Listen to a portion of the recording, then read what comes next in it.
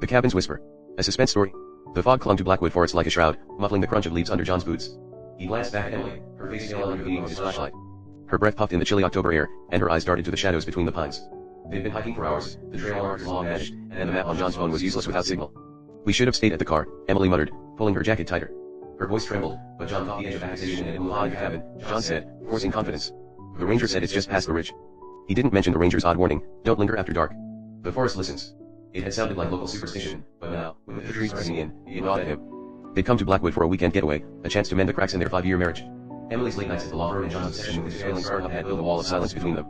The cabin, a rustic rental deep in the forest, was supposed to be their reset. But the trail was endless, and the silence between them heavier than the fog dotted to its snap to their left. Emily froze, grabbing John's arm. "Did you hear that?"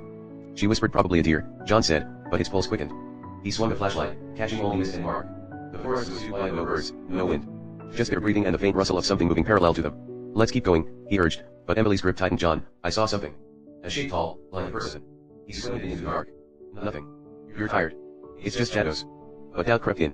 He'd seen the same shape earlier, hadn't he? A flicker at the edge of his vision, gone when he turned. They pushed forward, the ground sloping upward. After what felt like an eternity, as a structure loomed ahead, a log cabin, its windows dark, roof sagging under moss. Relief flooded John, but Emily hesitated at the door. "It doesn't feel right," she said. "Like we're being watched." John ignored the chill down his spine and twisted the doorknob. Unlocked, as the ranger promised. Inside, the air was stale, smelling of damp wood and something metallic. He flicked the light switch, but nothing happened. The flashlight revealed a sparse room, a sagging couch, a cold fireplace, and a single photograph on the mantel. Emily picked it up, her face draining of color. "John, look at this." The photo showed a couple, maybe in their 30s, smiling outside the cabin. The man had John's broad shoulders and dark hair, the woman, Emily's sharp cheekbones and auburn curls. The resemblance was uncanny. "It's just a coincidence," John said, but his voice cracked. The date scrawled on the photo's corner ran October 2024, a year ago. Emily set it down like it burned her. "We need to leave. Now." Before John could argue, a low creak came from the back of the cabin. Not the settling of old wood, deliberate, like a footstep. They froze, eyes locked on the hallway leading to the bedrooms. Another creak, closer. John's flashlight beam shook as he aimed it down the dark corridor. "Nothing but peeling wallpaper and a closed door at the end. Stay here," he whispered, stepping forward. "Are you insane?" Emily hissed, grabbing his sleeve. "We're not splitting up." But John's curiosity or fear of seeming weak pushed him. He crept down the hallway, Emily reluctantly following. The air grew colder, the metallic smell stronger. At the door, John's hand hovered over the knob. His heart pounded, urging him to turn back, but he twisted it open. The room was empty except for a single chair in the center, facing away from them. On the floor, a dark stain spread, glistening in the flashlight's beam. Blood, fresh enough to reflect light. Emily stifled a gasp, backing into the wall. "John, we need to go," she pleaded. He nodded, but as they turned, the chair creaked. Slowly, it swiveled to face them. Empty. No one was there. Yet the chair moved, as if someone had just stood. They bolted for the front door, but it wouldn't budge. John yanked the handle, pounded the lock from the outside. Panic clawed at him. "The window," he shouted, rushing to the living room.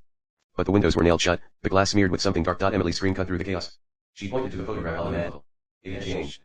The couple was gone, replaced by a blurred shape, a tall figure with no face, standing outside the cabin, staring at the camera. "We're not alone," Emily sobbed.